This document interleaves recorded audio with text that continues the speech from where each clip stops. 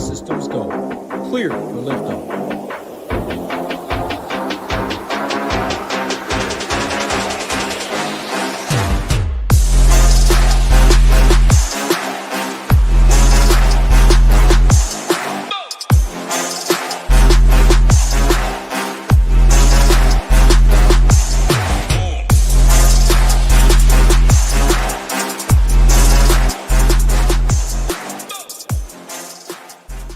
What's up, everyone? Tyler Tamboline here, aka ToeTagginTambo, and it's back. Year number 2 of the Takedown Breakdown. Going to be breaking down all the Week 1 DFS thoughts. Got some DraftKings. Actually, have some FanDuel lineup reviews, some community lineup reviews, and special guest today joining me here, my guy Alex Blickel. He's got fresh off a 50K score, 7th place in the Mega Milli yesterday with a single bullet, and it was not an entry fee. It was built in off of a satellite ticket. So, Alex, without further ado, man, I'm going to bring you in. What's going on, my man? Excited to have you here for this one.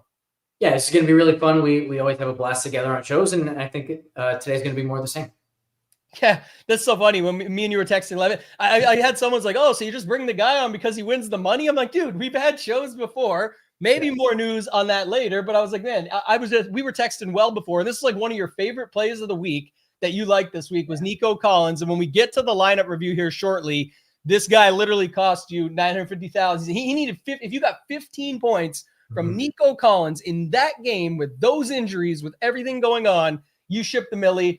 Again, you see the sign, everybody knows it. Nobody cares. Work harder. You've been speaking the same language as me forever on that stuff. You get it, but still 50K, not bad for a week 1. Talk to me a little bit about the sweat yesterday, and we'll get to the lineup here shortly. But Nico was your guy, and he did not come through.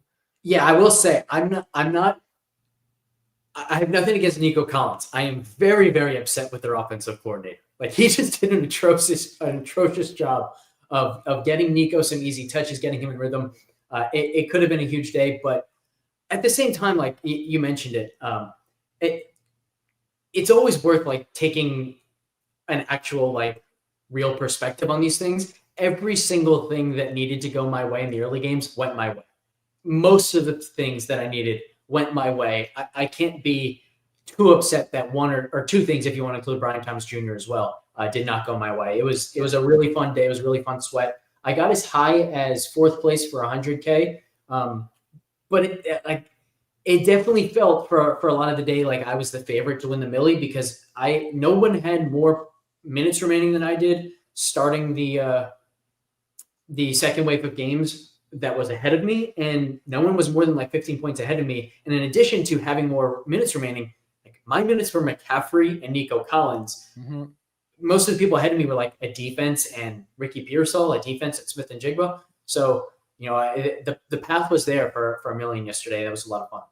And that's all you can do, right? That's what the show is all about. We talk a lot about review, application. I got DFS Mastermind. We have as the project over at Ship It Nation. More on that in a bit as well. But just to note it, if you use the tools, you can find your way to put yourself in position. But you don't just review today. I know that's what we're all here for now. But Alex is actually going to talk through his entire process for building a single bullet for a tournament of that high stakes, knowing all the other pros that are in it that play full time and have multiple entries, how he thinks about his lineup build. And it was a Danny Dollars build. Who title myself were on the show yesterday. We were making fun of that. Went from Danny Pennies to Danny Dimes to what from Danny Dollars. This could be the spot, but you had some amazing stuff pre-show you were talking to me about, and we'll get to that. But guys, as usual, we're going to break it all down.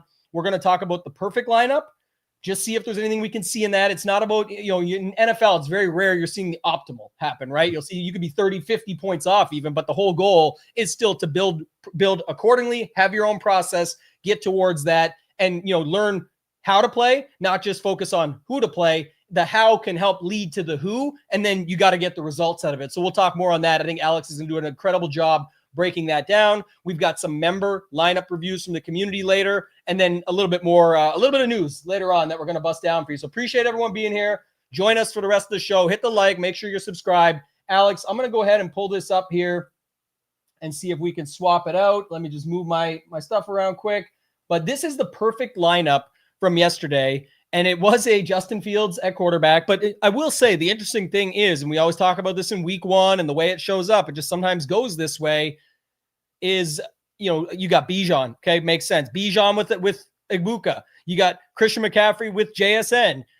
People like Jaden Daniels. You got a piece of that with Deebo Samuel, even though he was old school Deebo Samuel, like running an end around in for one spot there. Puka Nacua is in there. The Colts D. There's a bunch of different stuff going on. What is your thoughts on this? This perfect lineup for week 1 did use the max salary at 50,000, as you see there, and it did hit 204 points, whereas like the winner in your contest was, classic OG Peter Gibbons, the man. He got a bunch of stuff done yesterday in live finals, the millie, all that, but he had, I think, 161.4.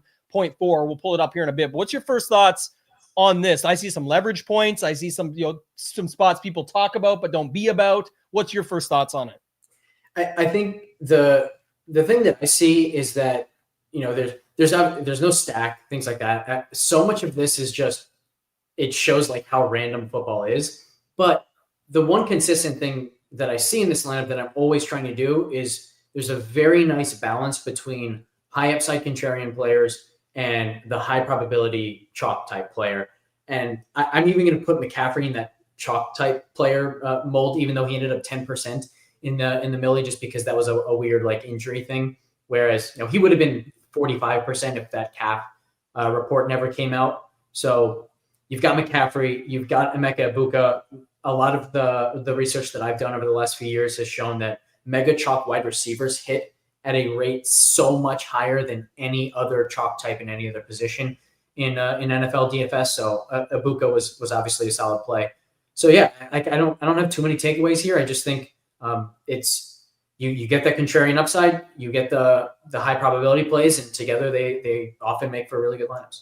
Yeah, I think one of the interesting things was with Fields yesterday, not saying I'm getting to him or going crazy with it, but the Steelers kept steaming up all week, the defense. So again, if you talk about leverage, you and I like talking about leverage. So if you're looking at that would be a spot where you could have got leverage in that way. It's not that you had to, but I understand it for sure.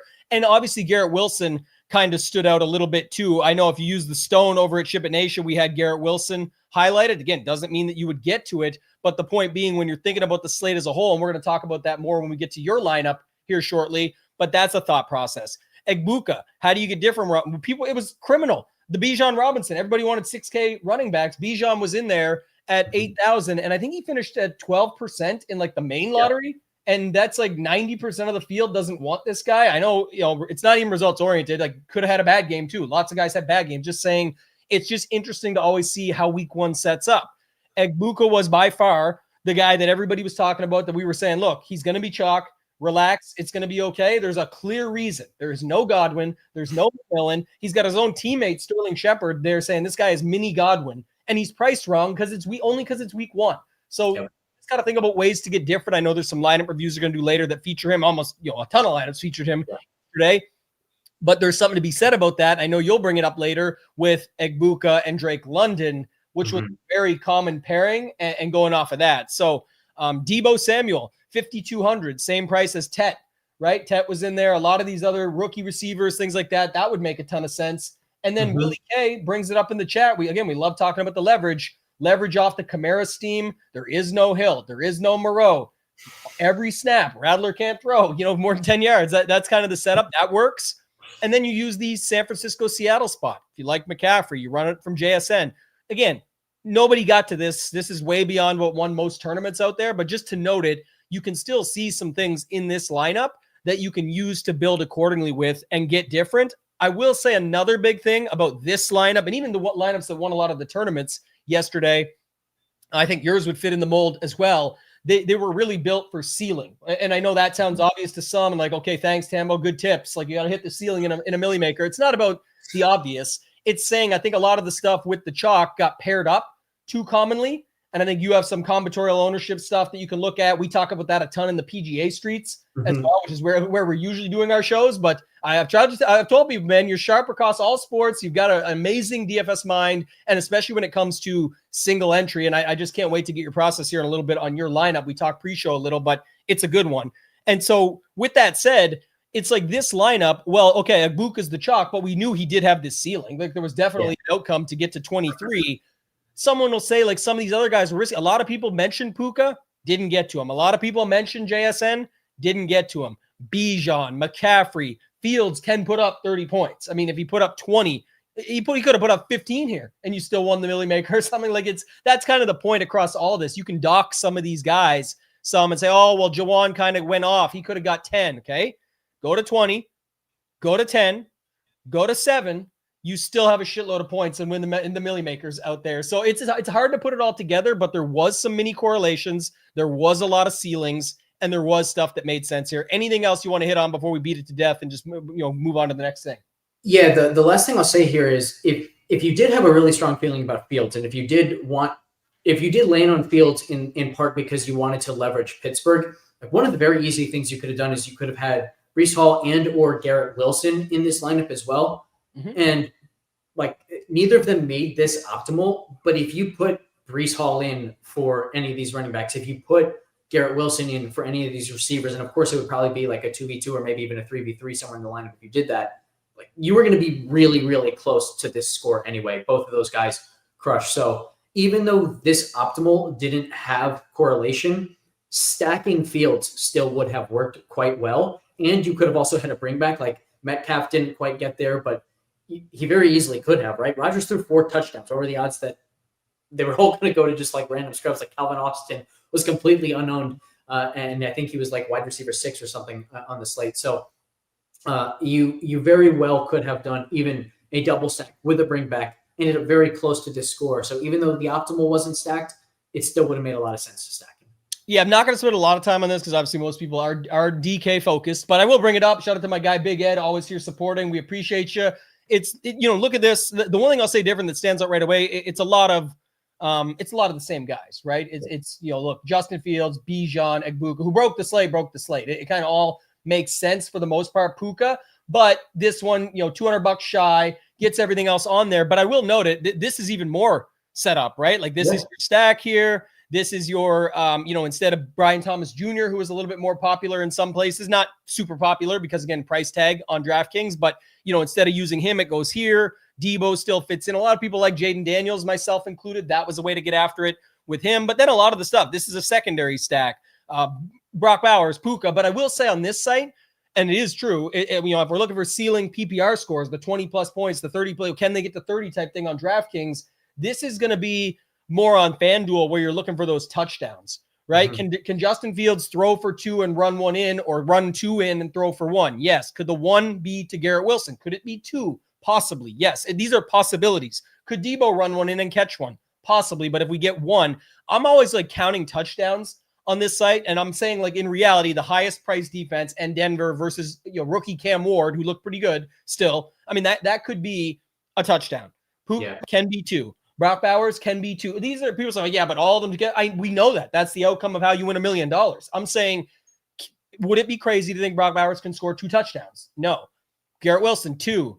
Debo, call it 1. He's old. You want to dock him for your old man now, and he's got a senior on his name and make himself look even older. May as well just one of those, in your 30s and you dye your hair gray. Like, all right, well, you're going to do that to me, then don't expect people not to call me old. Egbuka, can he score a touchdown? Yes. Bijan, can he score 5? No, maybe not 5, but 2 or 3, yes. Etienne Jr., this was super more of like a product of the optimal. I know people were worried about Bigsby. One of the takeaways I had and thought here, and Big Ed's back in there saying, who would have thought he would? That's a risk you take. But if you think about the lineup as a whole, if you just take the low-owned stack of Fields and Wilson against a popular Steelers defense, you can basically just say, okay, secondary stack, some fill-ins and some leverage, and it fits the best D on the slate. But the thing about Etienne Jr., definitely a riskier play, was all the talk about Cohen and that offense and everything coming in there. And then a lot of comps from sharper players out there and people in the industry and analysts and whatnot talking about Bucky Irving, the way he got his points all season last year, and how Etienne Jr. would kind of fit that mold if somebody was to do so. And I know there was one huge run on the outside there, and that's kind of what Bucky used to do. It was reminiscent of that. So while others could have hopped in and stole his thunder, again, you wouldn't necessarily needed this. There was definitely other guys you could have went to here and filled the spot. I also think ETN was also just a product of the matchup, which I will talk a lot about when we get to my lineup with Indianapolis. But I mean, we have DVOA adjusted fantasy points against data over at FTN Fantasy, and last year Carolina allowed 8.3 more fantasy points per game than their opponents averaged at the running back position. It was far and away the best matchup for any position in the league. So going right to that in week one made a lot of sense with ETN. Yeah, and shout out to my guy Nades, usually joining me on this show this season. Got a little bit of a different setup. We're bringing in some guests. Nades will be back for other versions, but just to note it, he says this as well. Very, very true, very popular. And another thing, if you are going to be playing on FanDuel, like Big Ed mentioned, and part of the review, we'll get to the setup here with Alex in a second for his Mega Milli Maker. But part of the setup is looking for leverage off both sites. Like, Pittsburgh was really steaming up on DraftKings. Well, Fields can still make sense on both sides. He can rush touchdowns. He's still only 7,200, which is a low-priced quarterback on FanDuel versus on DraftKings. That would be the highest price or whatever when Jaden's 7K. So it's different pricing, obviously, with 10K more to spend on FanDuel. But that leverage off of T-Law, a lot of people wanted that game and wanted Brian Thomas Jr. or looking at those secondary receivers. By the way, Brenton Strange had a good game. Could have done something different there as well. You just never know. Like this lineup probably could have had Brenton Strange at tight end and Christian McCaffrey at running back or something and still got different bases covered. So I think that's what can happen. And that's one of the things I would say you want to look at. But let's move on.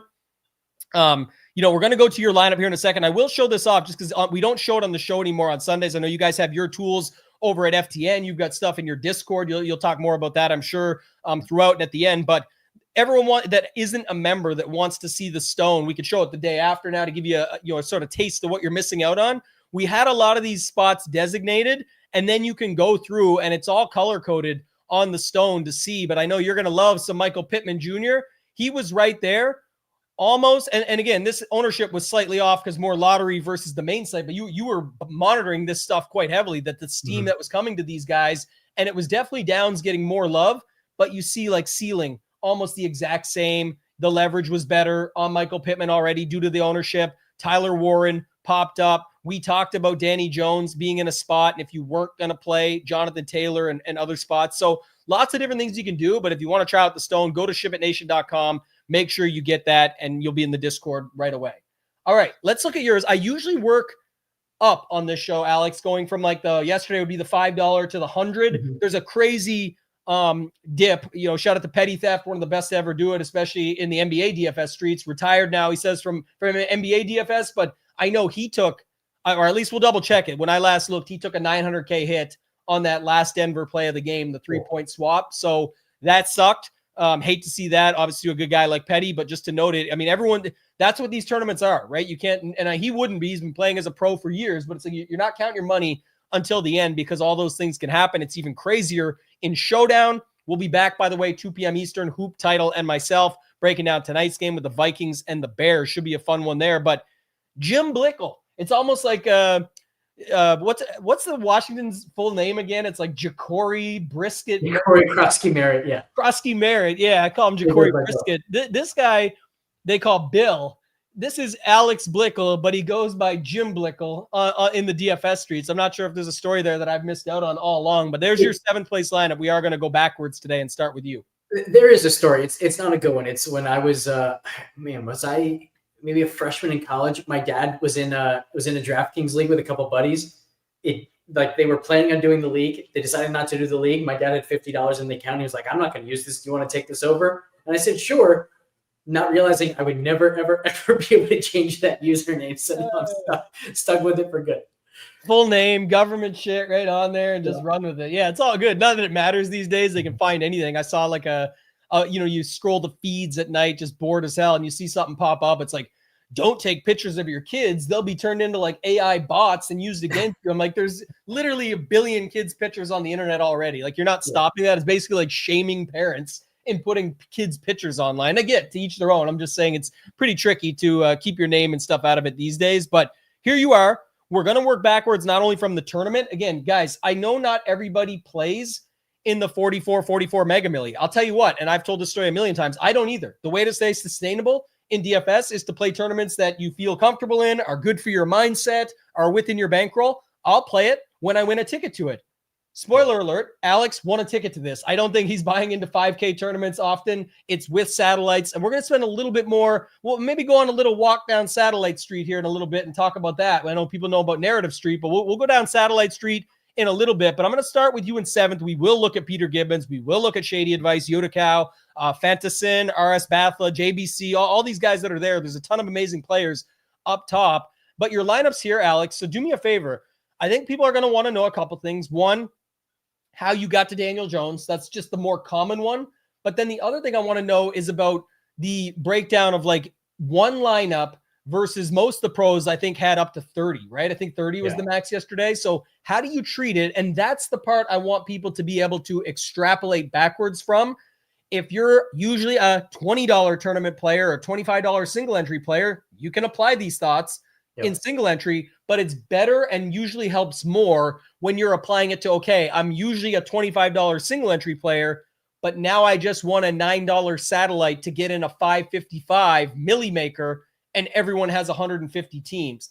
How do I play one lineup versus single entry? There's a big difference in the sense of obviously one versus a lot of people having 150, in this case 30, but this is also almost $5,000. This is the best players in the world. So I'll let you take it away, Alex. Talk to us here. Yeah, I'm trying to think of the best place to start here. I think where I'll start is I wrote the Miami chapter of the FTN Almanac, and I had a line in there, and just for some like background information, we basically do like 2 waves of chapters, and we send it because otherwise the editors get overwhelmed. And so this was one of the earlier chapters, and I had a line in the Miami portion where I said, like, this defense and particularly the secondary is a disaster waiting to happen. They had no depth. They didn't have enough talent. And then a couple weeks later, Jalen Ramsey got traded, and they went from a disaster waiting to happen to a disaster. And then we got to the preseason, and 2 like season-ending injuries happened to the secondary on top of what I already thought was a disaster of a secondary. So I knew coming in, like, Miami's a team I want to attack kind of as often as possible. I didn't know exactly how I wanted to attack them. Then I let ownership and everything and just finding ways to leverage kind of guide me, because I'm always looking for not just football reasons to play guys, but we're playing the game of DFS, right? We're not playing fantasy football. We're playing the game of DFS. So there were 2 things that really helped me get to Daniel Jones on top of just wanting to attack Miami. The first was I had the highest ownership projection. I do all our ownership and all our projections over at FTN Fantasy. I had the highest ownership projection in the industry on Jonathan Taylor. I had him at 25.7%. He came in at 31%. So that was kind of right on the money. I think the industry average for him was all the way down at like 15% owned. So being that right about Taylor really helped me not just leverage Taylor, but it also told me and showed me, okay, if Taylor's the one steaming, then Daniel Jones stacks can't steam themselves, right? Like I never want to have the guy that I think is going to be 10% owned. The slate starts, I look in and, oh God, my quarterback's in 25% of lineups, right? So having that protection for the steam, because it was Taylor that was going to get the steam, was really important.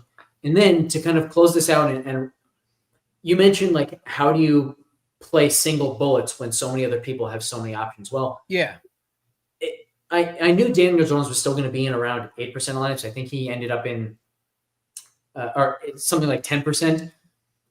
So I knew there were going to be a lot of Daniel Jones lineups that I had to beat. Well, I really didn't see any reason why Josh Downs should be getting all of the love instead of Michael Pittman. We actually had Pittman projected better and at much lower ownership. And one of the things I told you beforehand is I actually loved, like, looking back at contests and seeing combinatorial ownership and what I call conditional ownership. In 67% of Daniel Jones stacks, Josh Downs was included. That's a massive, massive number. Simply by not using Josh Downs in a Daniel Jones stack, you were getting significantly more unique than just using Daniel Jones. So I wanted Pittman, and then I also really wanted Tyler Warren, because I felt like, hey, if there's a tight end on the slate that is going to have a huge role that we can't project that role for coming into the week, Tyler Warren, is certainly up there. He even got a carry in the game, and it seems like he's going to have some opportunities for carries around the goal line too this year. I wouldn't be surprised if he ends up with 2 or 3 rushing touchdowns at the end of the season. So Daniel Jones, Tyler Warren, Michael Pittman. Pittman was in 43% of Daniel Jones stacks. Tyler Warren was in 15.5% of Daniel Jones stacks. So that double was extremely unique. I had the Achane bring back. So yeah, it just felt like, number one, from a football perspective, I was in an awesome spot because I was attacking what I believe could be a historically bad defense all season. And then it was really cheap across the board, which allowed me to pay up for some really high probability contrarian plays that I loved. even if Nico Collins did not come through on that. But yeah, I felt like it was leveraging all of the right things. It was really high probability in and of itself, and it had a really good chance to kind of separate from the field. Yeah, so I mean, it sounds amazing because it sounds like how you do it is sort of reverse engineer, and this is going to go into exactly what I want to talk about in a second, and this is why we'll spend a little bit of time on this. This should help people regardless of this the buy-in that they're playing, but reverse engineering the thought of how people are playing, and then being able to put that thought into play here to say, look, I only got one, but it's going to be my best effort at it with some really good thoughts based on how people are playing the game, and then applying some of your quote unquote no ball. And our guy Sheets over at Chip It Nation always talks about that as well. The people that actually, know DFS and know a little bit of ball, when you can combine the two of those together, that's the best case scenario. And you're kind of a genius at it based on how you just broke it out. Like, that's just the thought process you're going through. So it's amazing to hear from somebody directly how they're doing it. The one thing I'll say is, like, I guess what people might ask is, if they're going to smack up this defense, what's the thought around Achane still getting there? Like, let's say these guys really do go off and they're up 18 or up 17-0, 21-0, whatever it might be. Did you just think Achane could still stay in the mix, or was you were hoping he was going to get things started and force those guys to speed up? No, so the Achane play was also kind of following the analysis that I did for the FTN Almanac, where I have very little faith that Miami is ever going to be able to throw the ball downfield again, at least this iteration of Miami. And so you then also say, Jonnu Smith is gone, Darren Waller is out. Where are those short targets going? Right. They had to go to Achane. And so I felt like I was in a really good shape here where, like, regardless of the game script, this was going to work out well. The correlation was going to be fantastic. Like, I think one mistake that people make, and we're going to talk more about this very quickly with Drake London and Emeka Buka, is I think people make the mistake of automatically assuming that guys who are in the same game are positively correlated. They hear it's important to game stack and it's important to mini stack. So if they're in the same game, I'm going to click them and I'm going to get some correlation advantage. I think you really have to think through the actual game itself and how the correlation can play out. And so with Achane, I felt like, okay, number one, he's an explosive play threat. If he happens to hit on one of those explosive plays, my Indianapolis stack gets the ball back immediately. But then also, if my Indianapolis stack gets off to a big start and Miami has to speed things up, they're not going to be able to throw the ball downfield. They're going to have to check it down a lot. I thought Achane, quite frankly, was going to be even more involved in the receiving game than he was. Part of that was Tua was just atrocious, and he kept targeting Achane in the flat and kept making like awful throws. So a couple drive enders that, Achane not only would have had 2 or 3 more receptions, but also Miami would have kept the ball and then had more scoring opportunities, which could have ended up pushing Indianapolis even more. So it could have been even bigger. But I also feel like I did luck out a little bit with that late Achane touchdown, because it looked like he was going to be, a Nico Collins type bust for a lot of the game. Yeah, I think one of the other things too that you just said that's so important is, like, also, game script independent in your mind, like game script independent, where it's like, even if he gets down, he's got away, but he also could be what sets it off. And so when you can find that, and that takes up 3 of your spots already, and it's at 3, 5, 8%, whatever it might be, it's like, damn, I can kind of do whatever I want. And that's how you can get to a guy like that. Go Collect asked, I will say this too. It would be amazing if there was a place I could talk with you about this before the slate started. That's what I'm thinking in the back of my mind right now. But as far as right now goes, it says, Alex, did you ever consider moving off CMC and Nico when you saw how the first wave of games played out? Can imagine not, because they played out really good. And those, like, Nico was your favorite guy and CMC was now healthy and playing, but I'll let you give the thoughts. Part of my answer is no, because I felt like the McCaffrey ownership, number one, I had him projected at, I think, 17% at the end, might have been even higher, like 19%. But I thought it was a massive mistake from the field to be as low on McCaffrey as they were because of that report. If it was any other player in any other situation, that exact injury report, including the calf, would have taken a guy from, like, I had him projected at 40+% before that report. It would have taken him from 40 to, 30 to 35%. The fact that it went as low as it did, I think, was just a massive overreaction and shows, like, I remember, I think it was Dinkmeyer on ETR was talking about, like, best ball brain. And to me, this was just an extension of how many people, like, believe McCaffrey can't make it through an entire season. We don't need him to make it through an entire season. We just need him to make it through one game. So I felt like he was incredibly under-owned. And at that point, I didn't care necessarily about the ownership. I cared about just the expectation. And I felt like he was far and away the highest probability play anywhere in that range in the second wave of games. I did consider coming off Nico Collins. And had I been able to get to Jahmyr Gibbs, I probably would have. But as you can see, I didn't have the salary for that. So did it cross my mind to like at least think about who I could pivot to? Yes, but it never got to a point where like I was thinking about a 1v1 because it could have been Josh Jacobs. Didn't want to do that. It could have been Amon-Ra St. Brown. Didn't want to do that. And as Tambo alluded to, like I loved Nico Collins. I didn't just love him for the ownership. I thought that he was one of the highest projected players of the slate. The Rams really, really struggled with outside wide receivers last year, and I did not think they did anything personnel-wise to adjust to that. They did actually employ like a very similar strategy against A.J. Brown as they did to Nico Collins, so maybe I could have taken something from that to be a little bit more hesitant on it, but like I said at the beginning, I don't think this was a Nico Collins failure. I think this was a Houston offensive coordinator failure. To that point, if you want to criticize me for my Collins confidence, I think the better question is why was I that confident in the Houston offensive coordinator to counter any strong LA game plans? I don't have a good answer for that, but I really liked Nico Collins, so I didn't really consider coming off of it. But I think you're right to say like, hey, given the position I was in, could I have pivoted? If I had more salary flexibility, I would have looked at some more options. If there was more available too. I think the key was like if you're in anytime someone's in that position with a morning that goes almost perfect, you definitely should be looking. Like that's what the whole point is, where people talk about there's still edge with late swap and so many people avoid it.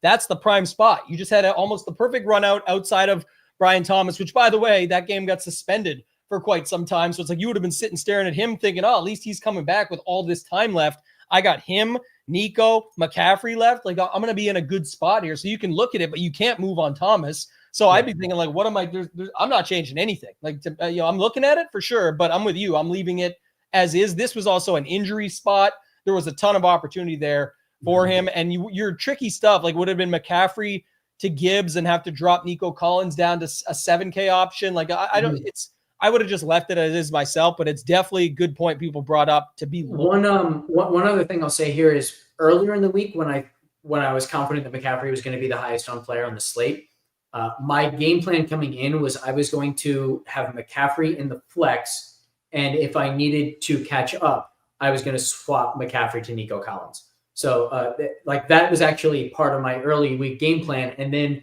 when the McCaffrey injury report came out and all of a sudden I was like, oh my God, McCaffrey is going to be the highest projected player on the slate by 3 points and he's going to be under 20% owned. Then I just wanted to have them both. Yeah. Last thing I want to say on this lineup, and then I'll move on because you broke it down phenomenally. This is the other thing I look at is like when you have Warren with Daniel Jones and Achane and all this stuff. Now let's go back for a second to compare exposures. And you had this ownership kind of beefed up going in, like you said. One of the things is Egbuka and London. That's another talking point for this slate. Anyway, we'll see it in another lineup. So let's just wait till we get there for that point because I think it's a really good one you have. But if you're moving and leveraging Jonathan Taylor into the other spot, it's also interesting that the tight end, so that's to Daniel Jones, the tight end that goes with him. And again, reviewing before you submit your lineups, not just after, you end up seeing that Warren can fit in here at 4,400 and you double leverage this, decide to leave out London, which is good for Egbuka, which the way you set it up. And then you still see Achane here. So it's like kind of the thought process, like I can leverage this, still use this, still use that, but not use him comboed up and probably the highest owned combo on the entire slate. I know you have that there. I can still get Brian Thomas. And that's where when people are like, oh, but they just played all the chalk. I mean, you literally did not play all the chalk. You go back one last time, but 8, 10, 5, 3, 5, 10, like, and even those 9.9s and whatnot seemed like Nico. I'm surprised he even got to 10. Honestly, I know he had the injury and stuff, but he could have been 5 to 10 when you're taking ranges going in. So just little things like that I think are somewhat interesting. We have some really good contest data. When you're using the FTN optimizer, you can look at the analysis tab on the lineups page, and you can see things like historically, or this might even be just like in the last couple of years, something like 80% of top 10 or top 5 finishes in big tournaments include at least 2 players under 5% owned compared to only like 50% of overall lineups do that. So you're getting massive, like it's a really winning trend to have at least 2 players under 5% in your lineup. And so I really liked the fact that, I had 3 guys who were close to being under 5% or had a chance to be under 5%. And I think maybe all 3 ended up being that, the Raiders defense, and then Pittman and Warren. So one additional point I want to make about that is I love the fact that 2 of my potential under 5% guys were actually correlated, right? It's hard to hit on multiple guys under 2%. It's easier if you're counting on the same game environment kind of taking off for those guys. And it worked that way for me, where those guys were both like the feature part of the offense. It was clear after one drive that I had the right Colts and that Downs was the wrong Colt. So I think that is another point. Like when you're going either super cheap in your lineup or when you're going super contrarian in your lineup, if you can make those really cheap or really contrarian pieces correlated, it really boosts the potential that your whole lineup is. Well, let's segue that right into Peter Gibbons, the winning lineup, who obviously a legend, incredible DFS player, probably one of the most underrated. Those who know definitely know, but I mean, as far as like others out there, they would automatically just assume Utica, the mock loves. I think Utica is the best. I think there's tons of different things you can say about all these players, but Gibbons just shows up time and time again. And congrats to him. He's an awesome dude. Met him at a ton of live finals. Brings his wife. Good person. Just great person all around. And you talked about pairing these up. 0.7, 0.1, like just like that. There's your spot. Yeah. By the way, whatever else people want to say about the lineup, then you can just get to everybody. Kamara, 25%. Connor, 27 and in the same game. London, 37. Egbuka, 41. Kraft is still different, but still different at the bottom. I'm just saying, like, when people are like, well, how can you just jam all the chalk and win? You play a 0.7, a 0.1, a 5, a 10, a 2, and you get there that way. And even if you change his lineup, up $700 here, and he's got 100 left on the table, and like he could have went to Rams and Njoku, and I think he still wins by 0.1 or something. Like he could have played even more. Or not Rams, sorry, Raiders, like you had at 2,600 and got 10. And I think Njoku got like 7.5 or something. So it'd be very close, or at least be right there. Now, he didn't do that. I'm just saying to show you that's how you get away with it. It ties in perfectly with your point you brought up before. So anything else you see here? I mean, you mentioned a little bit about the London Egbuka stuff, but anything else you see with this one as we go through? No, you know what I see here? I see the fact that he was like, I think probably 10 points behind me going to late wave of games. And it was Kraft and the Rams against Nico Collins. And Kraft and the Rams outscored Nico Collins by more than 10 points. And that's killer to me. But other than that, I think you said it really well. This is obviously a really strong lineup, and leveraged the Pittsburgh defense, and then also went to a contrarian defense in a pretty similar price range. So a lot of really, really smart things in his lineup. No surprise there. That's what makes it tricky too. When you're blocked by McCaffrey, but you have an amazing head-to-head. I know like Kraft is in there too, but like the Rams against Nico Collins, and Nico can score and they can still score points too, but at least you hope that he has a big game and it goes off from there. Everybody knows Shady Advice. Incredible. Like all these players are incredible. Shady's no different, but Daniel Jones, Pittman, and then fill it out. Like Neighbors was definitely different. Running the combo pack, I've talked about this a ton on the shows. If you're not going to run like a CMC or something, he's got Kittle and Pearsall down there. If you're not going to play Burrow, Chase Brown, Higgins, Jamar Chase, a lot of these Browns were getting a little bit of love. He went with the Cleveland D at min price against them. So I think that's interesting. But yeah, like he had a close call there. Is there anything you see with this one particularly? I just see that there's like a few lower owned plays obviously making it up, but he's on the Daniel Jones Pittman stack like you. I'm not going to pretend to be certain about this. I haven't asked him. I've never spoken to him, but I would bet that the Kittle Pearsall double there was a late swap decision. Like I'm pretty confident that he didn't go into the slate saying, I'm definitely playing both Kittle and Pearsall without Brock Purdy. I think he probably said, you know what, there are a lot of McCaffrey lineups near me that I have to leverage. I can't fit him myself, so I want to leverage those guys so I have a chance to get up to the top. And because I'm near the top, I don't need ceiling performances from both my tight end and my flex. I just need good performances. And if one of them has a ceiling performance and the other just is okay, that will also get the job done for me. So I'm pretty confident in saying that the Kittle Pearsall was a late swap choice and not something he went into the slate saying he was going to do. But I could be wrong about that. Maybe he just felt really good about them without Purdy for some reason. I don't know. But like I said, I would bet pretty good money if that was a late swap decision. It's definitely possible, and I think that's something that not enough people think about. But like you said, like it's again, Shady's playing to win the $1 million. Our guy Nate said Kittle hurt Shady more than me. Yeah, it was an injury that got him there. But I think to your point, like that's kind of the setup as well. Like if he's gonna come up short, it's nice to still win 200 grand on a Sunday or 300 grand. It's like it's not about the Kittle stuff. I think people are gonna get confused because I just brought that comment up. I'm saying to your point of looking forward, he's not going to switch to the ceiling that just, he doesn't need to win by 50 points to say like, if I get there, I'm going to win by a bunch. It's not about how much you win by, it's about how much you win. And when you're talking about 6-figure scores up to $1 million for all the top 5 prizes, it's a way to do both, right? You basically just de-risk yourself to say, without even risking it at all, that I'm not going to win the $1 million. You can easily still win the $1 million. He was right there to win the $1 million and had a big injury in his lineup, but he gave himself both grounds. It's like, I'm going to win 200K plus, hopefully, but I still can really crush and win the $1 million here. This is the lineup combo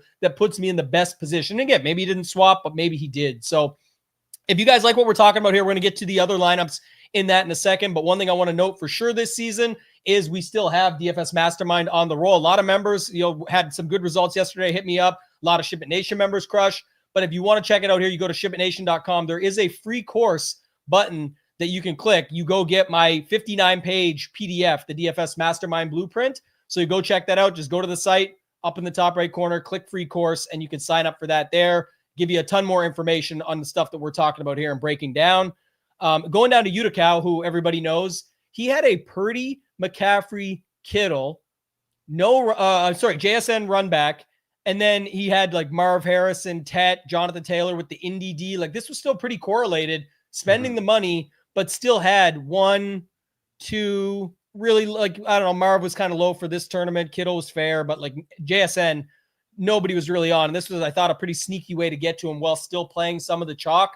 What else is new? Like Utica knows how to sort of use these plays to his advantage. What did you think of this one? Because I think it's more correlated than what we'll typically, or it's as correlated as what we'll typically see. What I'm saying, like there was a lot of good game theory and thought process behind how he did it. Like no James Conner, but instead has Marvin Harrison able to play the two wide receivers in this spot together by getting different with a wide receiver in the flex like you did and going to JSN. So what do you see with this lineup? How does this one shake out for you?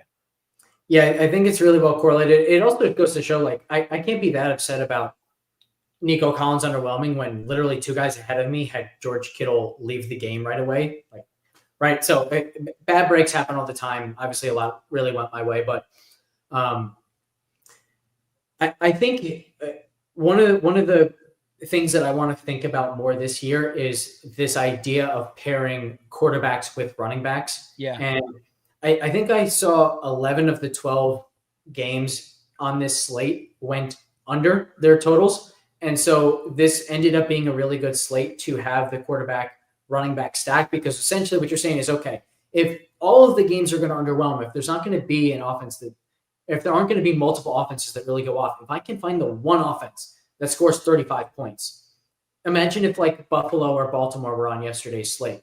If you just had a bunch of those guys like Lamar and Henry and Zay Flowers, you would have crushed, because the offense in and of itself is just creating so many more fantasy points than any other. So even though you think like, oh, if you have Purdy, I want McCaffrey, or if you have McCaffrey, you want him scoring.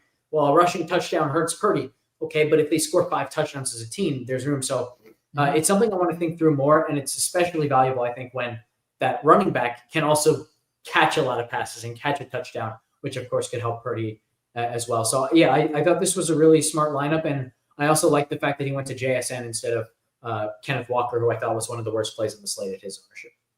Yeah, it's a difference of the $100 there, and he didn't have it anyway, but just to note it. But I do think that's another interesting thing. Kind of went with the London piece from earlier, and we'll be spending way less time on the other lineups this week. I think this is way more valuable, getting your actual process, breaking it down, and us being able to sort of go through it all. But like for JSN for this all to make sense, it's you build it like this. If Brock Purdy, CMC, and George Kittle are cooking, you're going to have JSN need to be involved on the other side. If JSN gets rolling early, they're going to be coming back. And who do you think they're going to be going through? That's their best skill players. So like, again, to others that see it are like, well, clearly that made sense. Like, well, then let's do it. Let's get after it. That's what you should be doing in your builds and fighting for 157 plus points with the Kittle injury and other guys in there that could have done more. Like Shady also had the Kittle blocker, but he has Purdy, Shady didn't have him. Who else had there was CMCs up there, but of all the combos, the Brock and JSN stuff, that would have been enough to bring him up to the top, right? So lots of opportunity there for Yuta with that spot as well.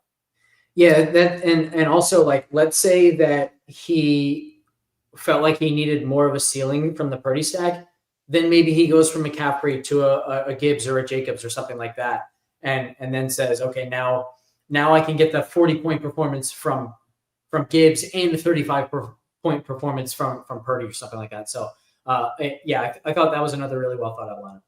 Yeah, I agree. And I talked about Mastermind earlier. They gave me shit for it last week. I'll call him out. Shout out to Ship My Money DFS. I think he's a good guy. But he said, if you're going to talk about learning from Utica, why don't you go check out the site where you can actually see him at? It's just simple. Like Alex and I are going through this. This is a free show. We break it all down every week reviewing this. Obviously, we have Mastermind that has some stuff that you can pay for additional. But if you want to see how guys like Utica win and looking through process and even more in depth of this stuff, that's what the Mastermind project at Ship It Nation is all about. So like I said, you can go to the site, you can get the free course, or you can jump over and get involved to see more. But that's what we're looking at, how these guys are playing. All these guys are good. Fantasim, my buddy Guillaume, he just won $650K in the baseball, the 33-33 mega a couple weeks ago. He's always in the mix for a ton of different stuff. He came in second at the Fantasy Golf World Championship last year, not the most recent, for $600K. Like he's won Millie Makers. This is his lineup quickly. But Daniel Jones, Pittman, just like you, McCaffrey the same, Egbuka the same, slightly different variation of where you were at, but I think the lineup still tells the story and makes a ton of sense.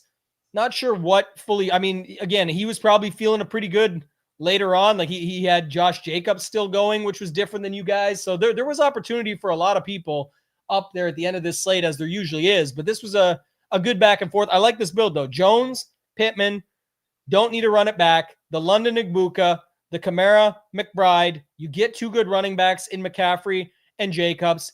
He played the Giants, and he could have played Cleveland, and it only would have been a point more, so it wouldn't have mattered. But I think either of those were fine. It's like if you're not on Jaden Daniels, I talk about this all the time, why not use them? They have a good pass rush. It makes sense. If you're not on any of the Cincy stuff, why not Cleveland at home in the dog pound, Myles Garrett, etc.? It's possible as well. Any thoughts on this lineup, and then we'll keep it moving.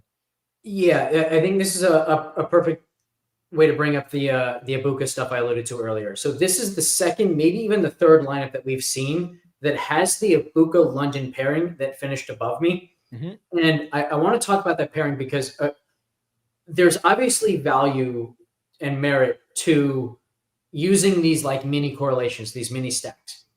But I don't think people think through them well enough, where I don't think Ibuka and Drake London were positively correlated unless you got into the type of game environment where you would want that full game stack. You'd want either a Baker double or a Penix double. And so having them that just London and Ibuka, I thought was going to be massively overowned because there wasn't going to be the type of positive correlation you're looking for from them. And I knew that their combinatorial ownership was going to be really high. Like if you just take their two ownerships together and you just like randomly put them into lineups without any consideration, they'd be in something like 15% of lineups together. They were in 20% of lineups together. So it's like so many people are clicking both of them because they want that quote unquote correlation that I don't believe is there. So I felt like a really, really good approach to the slate was to use one of the two. And my preference was Ibuka because he had less price competition. Like there wasn't anyone in his range other than Pittman, who I used, that I felt really good about. Whereas there were a lot of receivers in the Drake London range that I felt really good about, particularly Brian Thomas Jr. And so like, just like Nico Collins let me down, if Brian Thomas Jr. had a better game, he ended up with 9 fantasy points. If he had 19 fantasy points, I'm also leapfrogging all of those London Ibuka combinations, and that's the thing that would have won me $1 million. That's something that I spent a lot of time in my Discord talking about, something that I started talking about a ton in PGA. Like there were times where I think it was like Matt Fitzpatrick. We can talk about it here because I know so much of your audience is also a PGA fan, but like Matt Fitzpatrick was the chalk of the slate, and yet using him and secondary chalk right below him in price was in like 1% of lineups. Mm-hmm. And I think it was in the Scottish Open. So it was Fitzpatrick, Ryan Fox, and Harry Hall. Fitzpatrick and Fox was in 1% of lineups. Fitzpatrick and Hall was in 1% of lineups. Fox and Hall was in 5% of lineups together. Like, people make these really, really interesting psychological decisions where they say, okay, I don't want the chalk, so I'm not playing Fitzpatrick.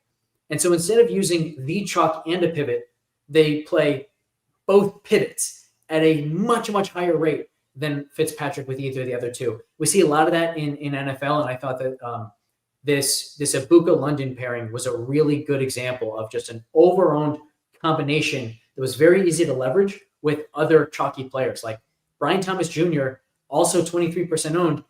Instead of being 20% owned with Ibuka, Brian Thomas and Ibuka were only in 8% of lineups. So much, much lower combinatorial ownership, even though Thomas was also chalk himself. So that's the kind of thing that I talk a ton about in my Discord. And I think a really important point there is that's leveraging all of the people who are using contest sims in a bit of an over-reliant way. So it's something that I think is becoming more and more important with every year of NFL DFS. Yeah, and even though you typically will find those percentages out after lock, right? Those are ones that you will find out after. Again, if you're reviewing stuff in advance, you can start to sort of figure it out on your own. It's almost like a different angle of attack, and it's what we preach all the time, talking about it's how to play, not who to play. I talk about it's not who you play, it's how you play them. These are one-liners, but people just confuse them with just a funny one-liner, like nobody cares, work hard, like he's making up a quote. It's actually things that professional DFS players are thinking about. These are part of whether it's built into their spreadsheet, whether it's within SaberSim or the contest sims you've got or whatever they're using.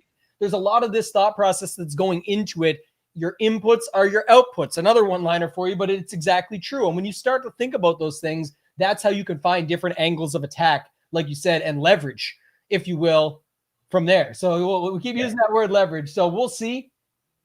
Gerald, if only there was a place that we could talk about this more and figure this out. And we'll talk about that maybe here in a little bit. Going to the $100 quickly, and then we're going to get to some, just breeze through it quickly. This was what I was telling you about. So lots of good players up here. A better lineup for Peter Gibbons than what his main lineup was. 161 that won the million, won all the world championship seats and whatnot. But in this, he had a different outlier that was there. Hishbu's the man. He's a really good player. He had a great lineup. Mamola's been around forever. Poor Petty Theft. Like I said, it wasn't just Denver, though, because Denver added 3 at the end. It must have been Pearsall as well, or Puka, because he had an Indy onslaught. He had Daniel Jones talking about playing it with the running back together, Pittman and the Indy D, Bijan Chuba as the leverage to Tet. I like that one quite a bit. He didn't even really have a great game, and he still scored great. So I was like, man, that guy could have done a lot more. Played Ibuka, but not with London.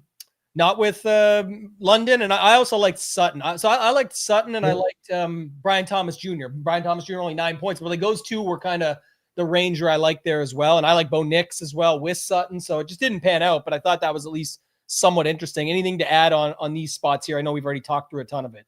So in my Discord at 11:30, I put combinations Ibuka and Neighbors, Ibuka BTJ, Ibuka and Higgins, Ibuka and Sutton. I did not pick the right one. Sutton was the right one as the pivot off of London. So man, there's a lot in Petty's lineup that fits exactly what I was talking about, including of course betting very heavily against this Miami team.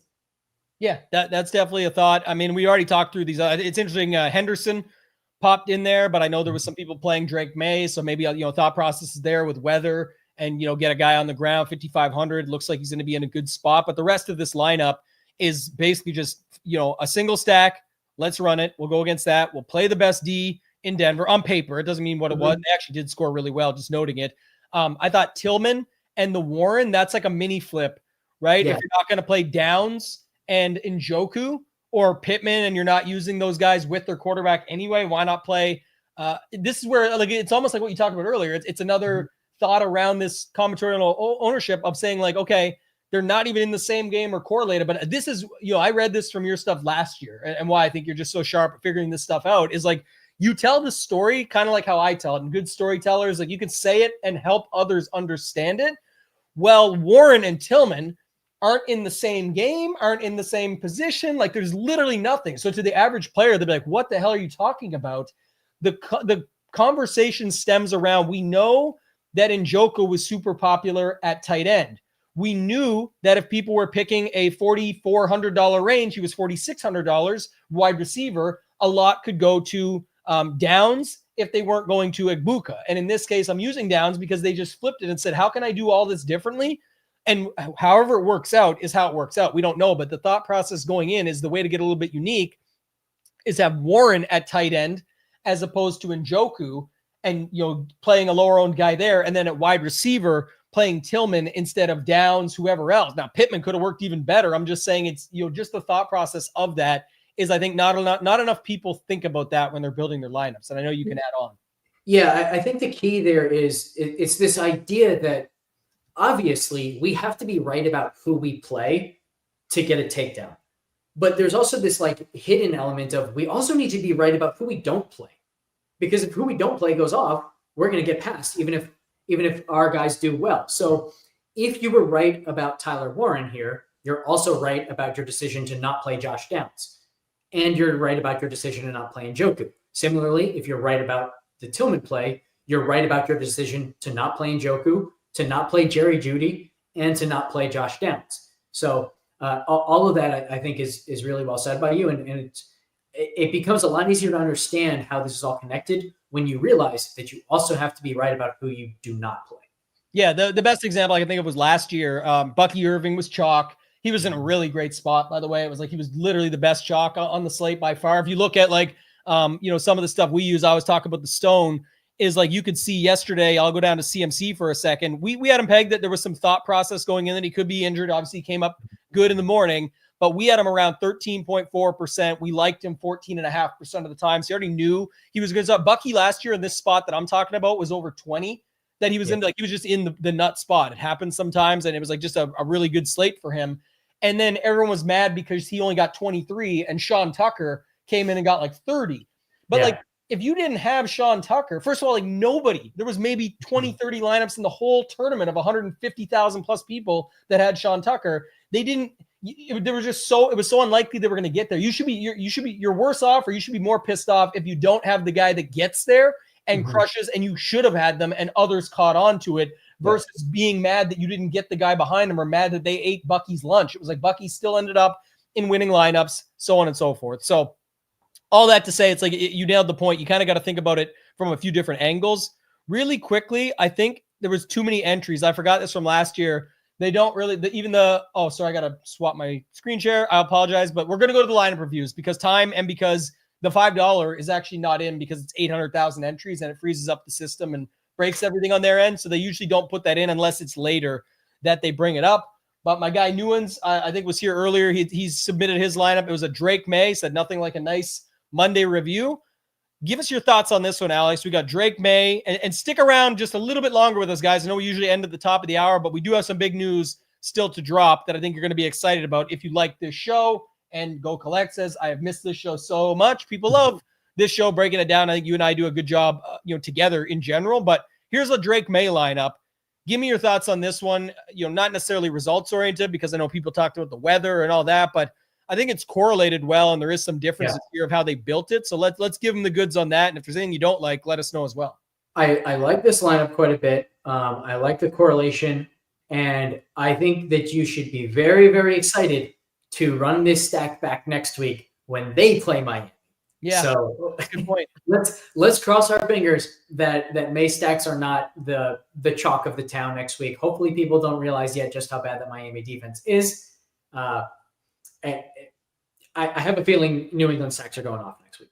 Yeah, we'll talk about that more. And shout out to Gerald. Yeah, if you want to post that question in the Mastermind Discord, you can, but you might want to stick around to hear a little bit more as well. And I think I know Newens quite well. I've worked with him. He's in Mastermind. He's a Ship It Nation member, has been there since day one, helped us with some of our optimizer stuff in the past, all these different things. But amazing guy. Just in building the lineup, though, he's learned quite a bit over time. And again, how does it end up getting there? You don't know till the end. But the build is sound. It's May, Diggs, Henry, unlock the full ceiling. When not using Njoku, why not play Tillman? It's another version of what we just talked about. He runs it back with Myers, a certified receiver on a team. I know there's contract disputes and whatnot and thought process there, but instead of going to Tet or Egbuka or something like that in that spot, he's double whammying that because I think it was 5,100 for Myers and Tillman. You can Mhm. frame it up however you want, but Egbuka would have been a fine play in this lineup. It's already more than unique enough. I'm just saying because he's not going there, he leveraged that as well. With Bucky, he went those two running backs against each other. So all that to say, the build is sound. If you're not playing Detroit, guys, we've talked about this a ton. I know he knows this. There's nothing wrong with playing Green Bay, who looked good at home and improved, getting Micah Parsons. So all that to say, this is a fine build. A fine score, by the way, 148. It had a great shot on yesterday's slate. So I think he did a wonderful job putting this one together. And we don't blow smoke on this show. Anybody who knows that, and Alex will learn if he doesn't know already. He knows me quite well, but I definitely don't blow smoke on anything. I'll tell you straight up, if I don't like it and why doesn't mean I'm right. I just like to put my spin on it and thoughts. I think this lineup's fine, and I think it was built accordingly. And again, other people worry, but the weather, he's an idiot for playing that game. And they said this, that, and the other, to each their own. But when you're putting your lineup, it could have been one of his 150 for all we know, like just noting it. So there's a couple Baker lineups here, but I just saw Coach Sav pop in and say, hey, y'all, I'm late. Did I miss the review shows? Again, you can always watch this on playback, but love to see that you're here. We've got your lineup up on the screen that you wanted to submit. It says thoughts. And by the way, guys, I love when you do this, because it really helps us get behind your mind, right? Go into the mind and do that in Mastermind. Is like it's called Behind the Mind. We want to get to know Alex today.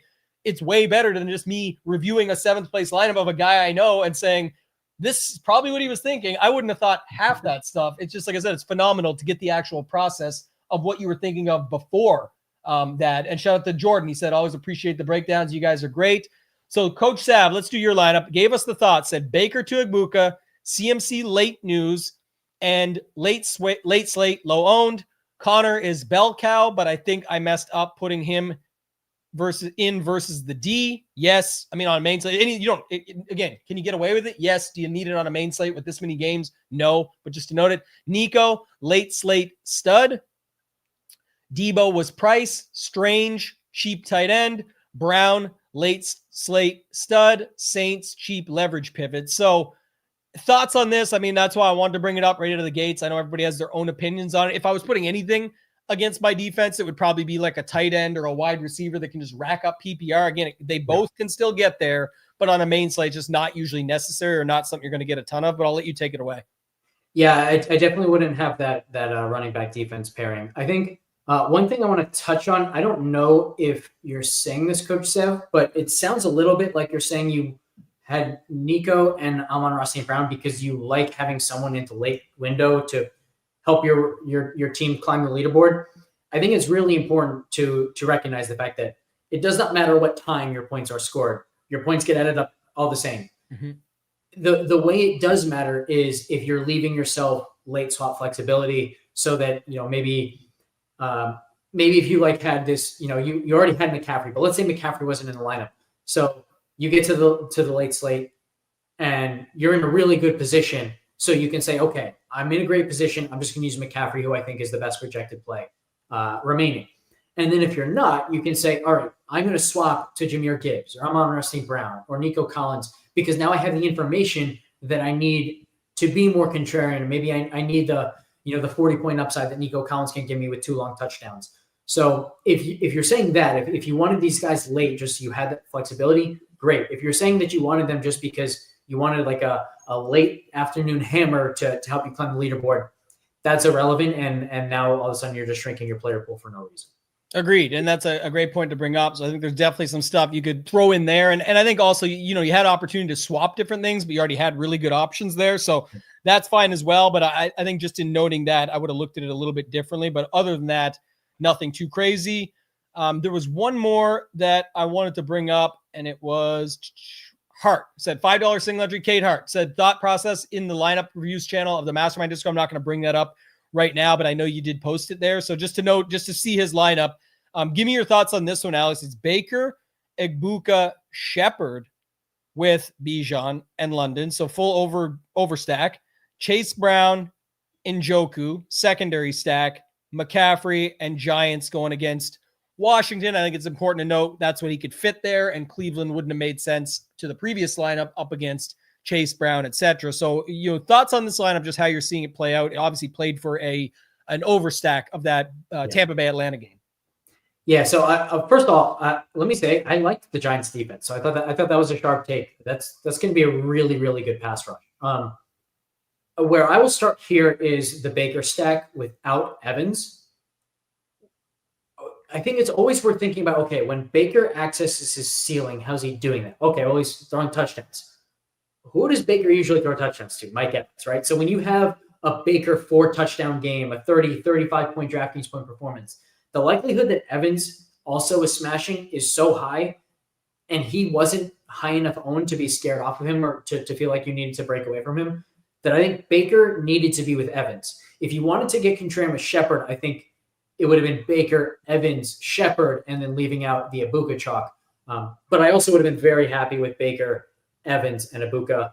I like the London bring back in that case, as long as Evans was there. But like now you're saying, okay, you needed London to outperform Evans while Baker was also outperforming Penix. Yep.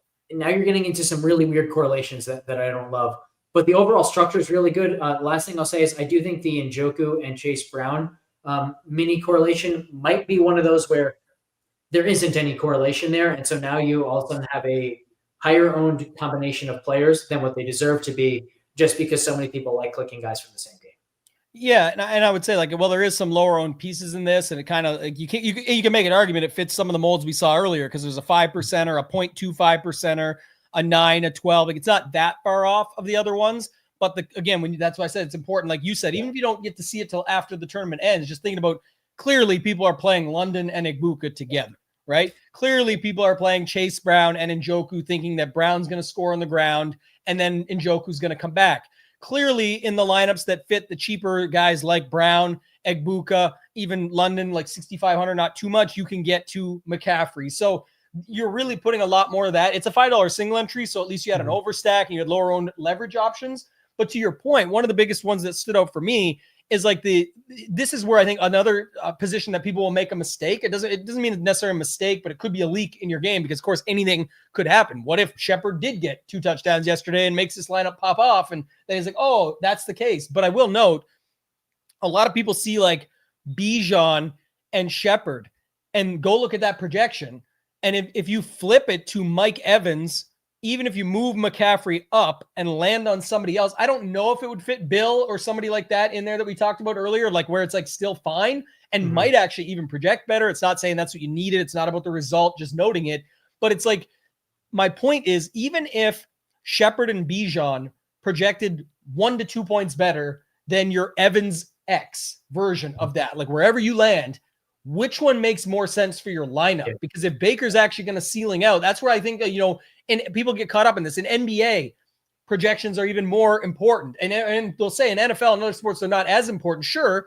But so I'm still going to trust the projections. But I'm saying, like, if it's a point or two off, or that's where it's like, if it's 10 points off, I'm not going to care as much. I want to tell the story that makes the most sense. You say, oh, but Robinson speeds it up. But yeah, then you also told the story of Robinson and London hitting that ceiling with Baker via Sterling, Shepard, and Ibuka both needing to get there. So I think this is, to your point earlier, you made a really good point of like an example of where people have a thought process around how to play. And like, oh, you just got to stack, do a secondary, and then I'm good. And in week 1, everything looks good. But that would be my point, where it's like, you were counting on Shepard to unlock Baker's ceiling, even if your other guys fully unlock their ceiling. I'll say Bijan had a really good game and he was an awesome play at that ownership, but I think that's where you could have made London Mike Evans and then decided on a different Shepard. You could have made Shepard Mike Evans and then moved up McCaffrey, moved Robinson to somebody else. Like, or if you went with a third running back, moved a third running back up there, left McCaffrey. My point being, it's not results oriented to talk about it in this way. Alex brought it up. I'm kind of closing the deal on it, so you guys know. But that's just the breakdown on our thoughts on that. Alex, was there any final thoughts from you on these lineups that we've looked at, or anything else you want to bring up there? I think it's clear that all these lineups, like, they're not just playing fantasy football, they're playing the game of DFS. So that's really good to see that there's thought beyond just, I'm playing this guy because I think he's going to do well. And as long as you're doing that, you're on the right track. All right. I'll save the news for just 30 seconds from now, but I'll let you tell the people everything you've got going on in the NFL DFS streets and where they can find you, leading up to where they can find us. So it's coming. Yeah. If you want my projections and ownership, go to ftnfantasy.com. If you want the deep Slate strategy type thoughts, you can find those in my Discord. And of course, like some of those are also in the FTN Discord, but really take it to another level in my own Discord. You can find all the links to that stuff through my Twitter at AlexFlickle1. Yeah, appreciate you, man. So a lot of good stuff on the go right now. I just pulled up Ship It Nation. We've obviously got a lot going on there already, but just wanted to note it for you guys so you can see this is going to be the new thing that we're talking about in just 2 seconds. So if you want to join Ship It Nation, you can still get in. It's posted there. That's what this is all about. We're talking about it 24/7, teaching you how to play, not just who to play. We do a lot of that through the content and the shows and whatnot. But like I said, with Mastermind, you can get the free course. You just click that link. It will take you to here. You put in your email, you'll get the 59-page document for free. It breaks all down. It's basically my top 10 that I did in Mastermind. If you love this show and you want to dig into the process more, you can go to shipitnation.com/mastermind/join-today. And that'll get you to this page. If you still want to get in and just be done, it's a one-time payment to join Mastermind. And then the big news, Alex, like I said, we're going to be featuring it right here on the Ship It Nation YouTube station. This is exciting. And we talked all throughout the show. I hinted at it a few times. You guys know I like to tease. They call me ToeTagginTambo sometimes. This is the thing. We talked through it from a review perspective today. What if we could talk about it before the slate starts? So I had a lot of people reach out this season, ask me to do shows. I actually denied all of them, including Alex. I was like really not feeling it. I was like, I don't think I want to do a show, but Alex talked me into it enough. A couple weeks ago, we started talking about it a little bit more heavily to get into the streets, but we didn't want to rush anything for week one. What we want to focus on is the stuff that we talked about on today's show. It's just more that fits the model of what both of us do, deep slate strategy thoughts going in to the slate. And so we're going to debut the show, I believe, next Friday, the 19th at 7 p.m. Eastern. But it's actually just some prior engagements, and we want to plan for it to make sure we're ready. But we are going to be on Saturdays at 10 a.m. Eastern, and it's going to be called Leverage Lane. Come up with that name a little while ago. I thought it'd be a good title for this one. Everyone talks about Narrative Street. We talked a little bit about Satellite Street and using those to get into these tournaments. But we are going to have a GPP leverage show free on the Ship It Nation YouTube station. Alex, myself, every week starting Friday the 19th at 7 Eastern to debut it. Then we'll be back every Saturday for the rest of the season at 10 a.m. Eastern to break it down for you guys before the slate starts. Alex, I'm excited for this one, man. This is something that I wasn't sure I was going to do many shows this season, but you started talking about that. And then I said, man, that would be a good idea, but I'd want it to look like this. We worked out the framework, a little bit of how we want it to look. Didn't want to rush it for week one, but that's why I thought it was cool. You ended up going out and crushing week one, getting 50K score, almost winning a milli out of the gates. But I think that's going to be a ton of fun. I think our chemistry's solid. I think we think very similarly, but in different ways that will help people get better at the game of DFS. Your thoughts on everything as we move forward? Yeah, I think it's going to be a blast. And I think the thing that we're going to slam home a lot is like, there are so many shows around the industry, and so many of these shows are just, I like this guy, I like that guy. And if you're watching a bunch of different shows, you're getting like so many recommendations. You have no idea how to possibly sift through them all to who you should actually play. And what we're going to do is we're going to say, it doesn't necessarily matter who you play. Like we'll give you an indication of who we like, but it's how you play them. It's the strategy behind them. It's how to leverage other builds. And I alluded to it earlier, but like specifically, it's how to leverage all of the people who are overly reliant on these contest sims and are just pressing buttons and letting things happen for them. In a weird way, like contest sims have made the field so much more predictable. They've made the field so much more just open to being leveraged in a really, really strong way. And we're going to hammer that. And I think we're going to have a really good season as a result. Yeah, you guys have contest sims. We've got contest sims with Saber Sim. It's definitely, we're for those. We're saying that you want how people need to know, and it's clear from our Discord, I'm sure it's the same in yours. How do I use them? I think so many people, not saying you guys that are watching right now because you're working on your game to get better, and we appreciate that, and that's what this is all about. But I think a lot of people see a logo up top with sim in the name or run the sim, Saber Sim, whatever it might be, and just assume, I got to go sign up for that.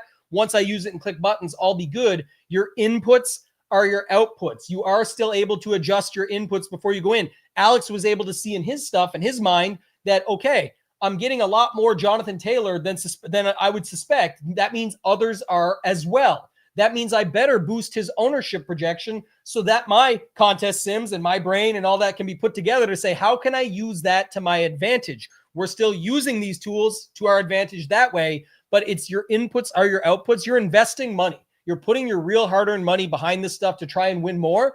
You have to be thinking about these things going in, and that's what we're so passionate about. That's why we want it. There will be a huge focus on single entry, 3 max, 20 max, all the stuff the other shows don't necessarily focus on as much. The situational stuff, like one lineup versus single entry lineup. Alex just talked about that. When everybody else has this many, that doesn't matter that he was in a 44-44. He won the satellite ticket. But if you were in a 333, it'd be a similar thought process. It's not single entry. It's one lineup versus everybody having 150 in that case. So I think it's going to be a lot of fun. I'm going to be able to break it down. We're going to talk about Satellite Street on that show as well, like how you can apply this in satellites, whether it's a large field or a smaller field, the differences.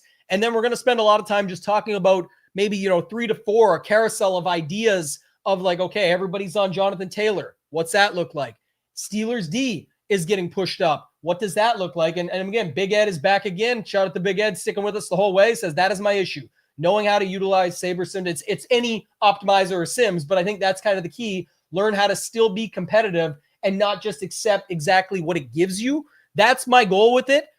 Look, I will say the truth of what I know and what you know as well. It's made it more predictable, but it's if somebody was sitting at home hand building all their lineups, it's obviously going to be much worse 99% of the time than signing up for a site with tools like this that have good projections, good ownership, and then they can simulate out positive ROI lineups.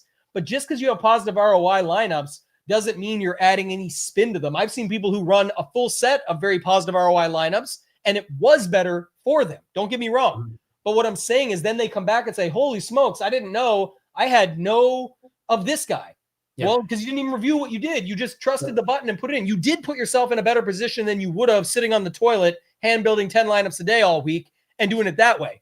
But you still could have put more thought process into it. Review before and after. That's what this is going to be about. Alex and I are going to handle the before. As usual, I'll be back every Monday with this show, with the after, with different guests throughout the season. Maybe we can get some more guests on. I'll have my guy Nades on. I'll have some people from the community over at Mastermind and Ship It Nation. But it's going to be a lot of fun, Alex. I'm excited for this. So thank you so much for hopping on to do this with us today. Thank you for everybody that tuned in. We will be back together, you and I, Friday, September 19th at 7 p.m. Eastern for the Week 3 Leverage Lane kickoff, the debut version of that show.